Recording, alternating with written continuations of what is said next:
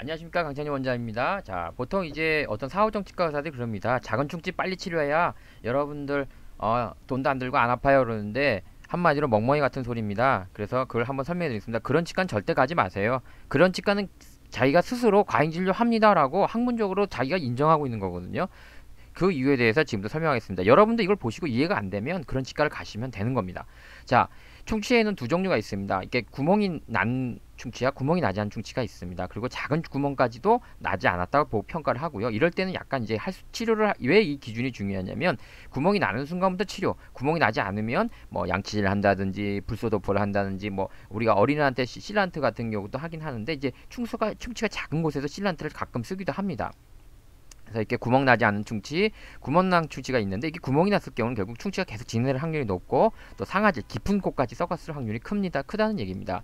그런데 방사선사진은 이걸 구분 못해요. 오히려 이게 겉에만 살짝 썩었는데도 깊게 보일 수 있는 단점이 있거든요. 그래서 그런 것들을 갖다가 충치가 얼만큼 진행되냐에 따라서 이렇게 구분을 하고, 그래서 한번 조사를 해봤더니 놀라운 결과를 얻었습니다. 결국 이렇게 하는 이유가 뭐냐면, 결국 예방치과가 요즘 이제 치과가 충치 치료에서 때우는 치료에서 예방으로 가고 있거든요. 근데 어떤 치과에서는 그 예방을 마치 막 뭔가 또 레진 같은 거든 뭘 또 때워야 하는 예방으로 설명한 치과 의사가 있어요. 뭘 해도 돈 되는 것만 쪽으로 꼬라요. 우리 북유럽 쪽은 오히려 양치질이라든지 불소도포라든지 예방적으로 접근을 해서 해결하고 있는데, 이걸 또 너무 또 무분별하게 무조건 또 실란트 해야 된다고 하는 치과 의사들이 있으니 답답하죠. 그래서 충치라는 게 방사선사진에서 요렇게 진행됐거나, 여기 상아질까지 이제 범낭질이라거든요. 여기까지 진행된 충치의 대부분은 구멍이 아는 충치다. 최대 논문에 따라 틀리지만 80%까지, 적게는 60%까지. 그런데 방사선사진 여기까지 들어간 느낌이 들었다 그러면 50% 이상이 구멍난 충치가 된다. 이런 결론을 얻었습니다. 그래서 이거 충치가 보인다고 해서 미리 치료하면 안 되겠구나를 그때부터 이해를 한 거죠. 그래서 실험을 직접 해본 거예요. 그래서 정리를 이렇게 한 거고, 헷갈리지 않게 제가 한번 정리를 해봤어요. 그래서 보다시피 조금만 썩어도 충치라 하자, 치료할 충치라 하자 하니까는 뭐 23개나 찾았는데, 치료하지 않아도 되는 충치는 458개였거든요. 근데 아까 보셨잖아요. 조금 있는 것도 충치 치료하면 우리가 오진, 즉 허위 양성이라거든요. 허위 양성이 생길 수 있으니까 조심하자. 그래서 조금 더 썩은 다음에 범낭질에서 상아질 사이에 서로 이렇게 만나는 데까지 했을 때를 잡아보면은 어떻습니까? 아까 충치는 물론 못 찾아요. 13개를. 근데 건강한 치아 100개를 갖다가 더 구할 수 있다는 거죠. 선생님 못 찾은 건 어떻게 해요?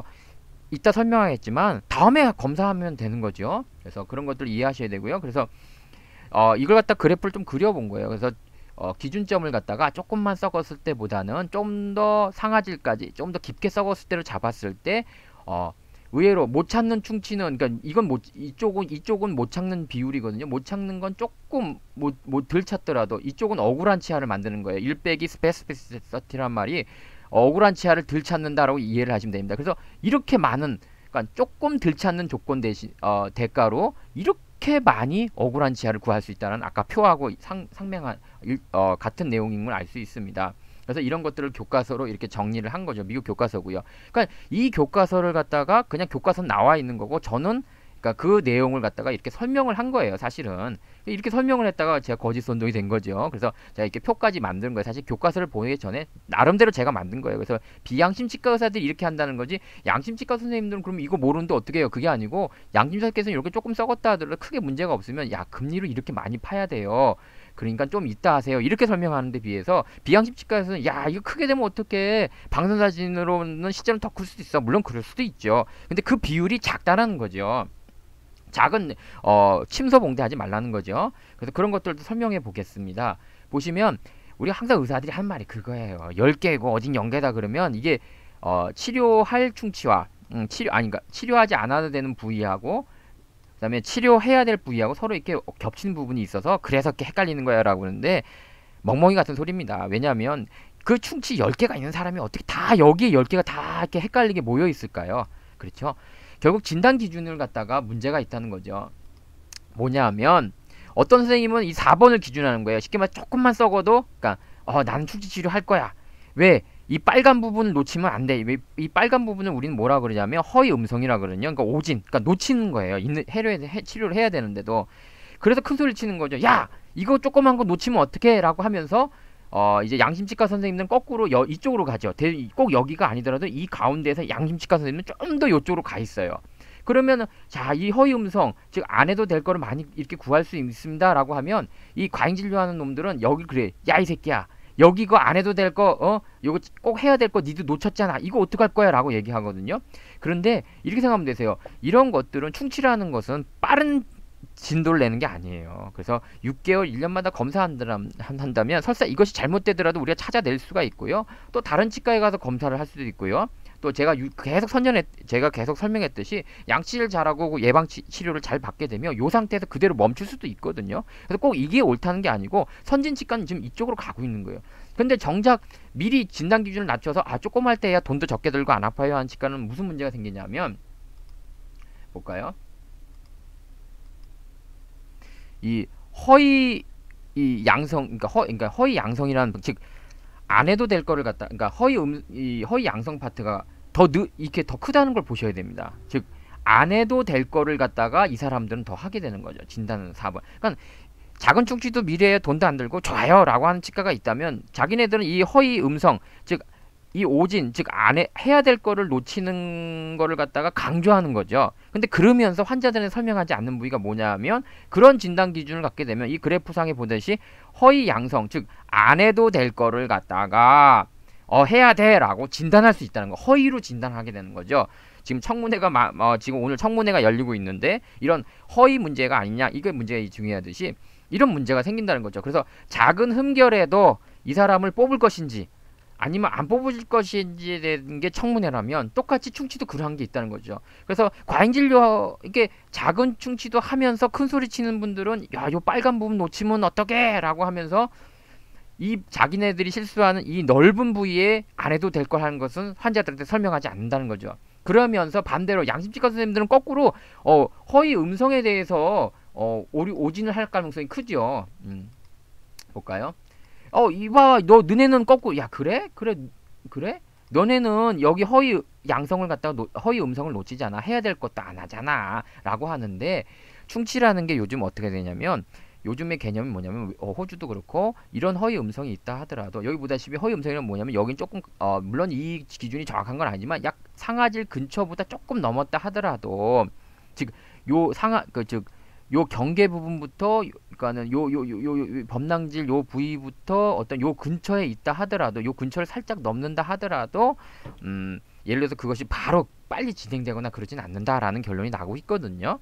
그래서 요점이 뭐냐면 무엇이 옳다 그러다가 아니고, 결국 가장 우리가 그래도 조금 아직까지는 받아들인 라인이 3번 정도 됩니다. 즉 이 경계분과 충치가 왔을 때 조금 하는 경향이 있거든요. 하지만 요즘에 양치를 잘하고 구강관리가 잘 되는 곳에서는 주로 이쪽으로 가고 있다는 거죠.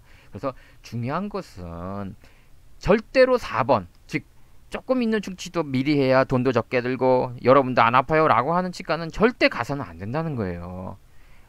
왜? 놓치는 것만 생각하지 말고 본인 치아에 안 해도 될 걸 하는 거가 훨씬 더 많대요. 본인 충치가 10개야. 그럼 그 치과에서는 이 잡아도 되는 몇 개를 잡고서는 여러분들한테 받죠. 잘하셨습니다 라고 할지 모르겠지만, 본인 치아 10개 중에 최소 8개는 이 허위 양성이라고 해서 안 해도 될 거에 들어갈 수 있다는 거죠.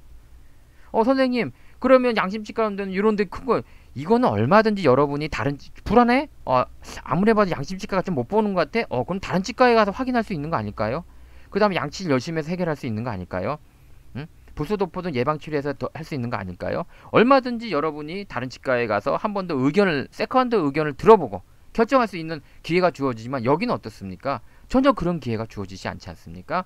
그래서 절대로 여러분들은 작은 충치 빨리 해야 돈도 적게 들고 안 아프다, 이런 치과는 절대 피해야 됩니다. 아셨죠? 불금입니다. 그리고 또 이게 맞추려고 하니까 또 할 말이 많네. 그래서 이렇게 거짓말하는 치과들이, 거짓말이라기보다는 환자를 속이는 거죠. 자기의 진단 기준을 합리화시키려는 그런 노력들을 하고 있습니다. 그래서 요거를 봐야 될지 모르겠지만 어느 분이 저한테 질문을 좀 하셨어요. 예, 막간이니까 끝났긴 끝났고 이거는 이제 뭐라 그러죠? 그걸 갖다가 번외편 번외가 뭐라 그러죠? 영화 끝날 때 딱 넣는 거. 그래서 어느 분이 저한테 얘기를 하셨어요. 선생님 왜 치과 의사들이 잘 배우고 수제인데 왜 그래요라는 댓글을 누가 다셨어요. 제가 왜냐면 댓글을 송출을 안 하는데 요거 하나는 제가 했어요. 여러분들 댓글을 가서 어디에 이분이 다루셨냐면은 남자친구 어디냐 보자. 어, 조심하세요. 뭐 여기에 달려 있는 거네요. 그래서 보시면 이런 내용이에요. 어, 쉽게 말 정리하면 이거예요. 여기만 볼게요. 쉽게 말해서 이게 치과 의사가 되면 여기 이분이 물어보면 치과 의사 힘들게 왜 됐는데 그러냐 보상 심리죠 결국은.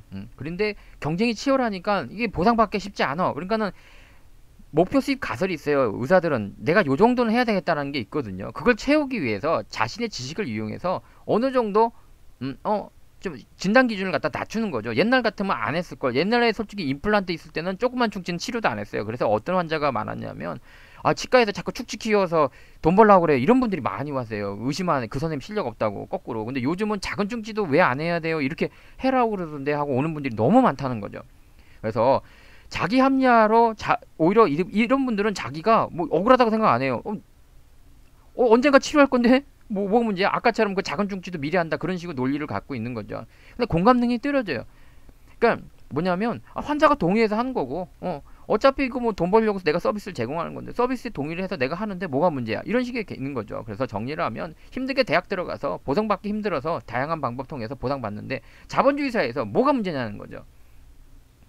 참 안타까운 현실이죠. 그래서 이런 댓글에 제가 이걸 달면서 참 씁쓸하더라고요. 그래서 여러분들께서 이런 어려운 어차피 우리 세상 사는 게 다 이런 것 같아요. 자본주의 사회에 사니까 뭐 다 어떻게 바르게 살겠어요. 근데 적어도 우리가 남한테 피해를 갖다가 좀 최소로 하면서 살자. 이게 회복 불능의 피해는 주지 말자는 거죠. 막말로 돈 이런 말은 해서 돈 사기치면 안 되겠지만 그래도 100만 원 빌렸다 안 갚아도 그 사람은 뭐 100만 원 회복 불능은 하겠네요. 근데 이제 뭐 그게 벌면 되잖아요. 이름 쉬운 건 아니지만. 근데 내 치아를 갖다 깎았어. 근데 그거는 환자 보고 니 치아 다시 잘하면 돼. 이렇게 할 수는 없는 거잖아요. 그래서 여러분들께서 그런 점을 갖다가 좀 유념하셔서 이 씁쓸한 단면 속에서 자기 몸은 자기가 지켜야 된다. 네, 여튼 불금 되십시오.